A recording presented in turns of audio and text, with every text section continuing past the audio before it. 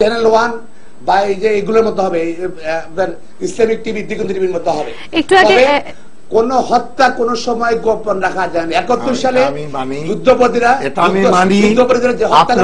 আপনার 4 কিলের 4 জনের নাম দেবেন এবং কোথায় মারা গিয়েছে সেটাও বলবেন। একদিন বাংলাদেশে ডিসকভার হয় মাননীয় মন্ত্রী। আমি আপনাকে খোলা চ্যালেঞ্জ দিচ্ছি, আগামী কালকে আপনি সাংবাদিক সম্মেলনের মধ্য দিয়ে নাম ঠিকানা সহ দেশবাসীর সামনে প্রকাশ করুন কারা কারা মারা গিয়েছে। আপনি সরকার, আমি না, আপনি প্রকাশ করবেন, পাবলিকরে জানান, পাবলিকরে জানান, পাবলিকরে জানান। অথরিটি নিয়ে আপনি অথরিটি নিয়ে অফিশিয়ালি সাংবাদিক সম্মেলন করে বলেন কজন আছে, তারপর আমরা দেখিয়ে দেব। আমি তো বলেই দিচ্ছি, আমি তো বলেই দিলাম।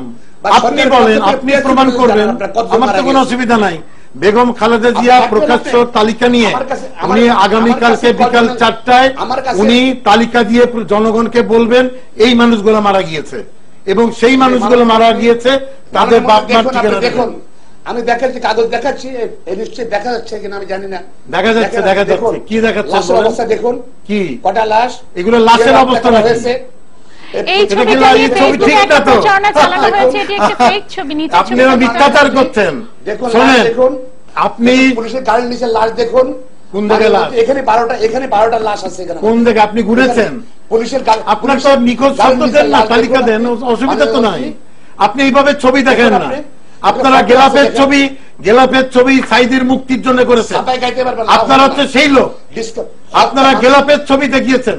কেন হত্যা করলেন আপনারা? আরে হত্যা কোথায় করলাম? নাম দেন না। কেন হত্যা করলেন? নাম দিয়ে দেন। ওদের অপরাধটা কি? আরে নাম দেন না। ওভারস্টে করেছিল, এটাই তো আর কি।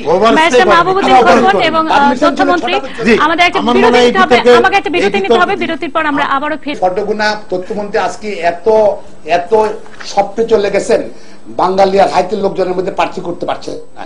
বাংলাদেশের পুলিশের ড্রেস, বাংলাদেশের মানুষ, উনি আমার মনে হয় যে মাত্র অল্প কদিন উনি মন্ত্রী হয়েছেন, অল্প কিছুদিন আগে।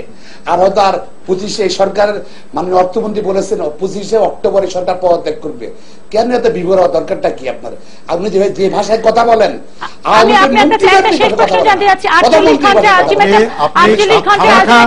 আমার কথায় উত্তেজিত হচ্ছেন কেন?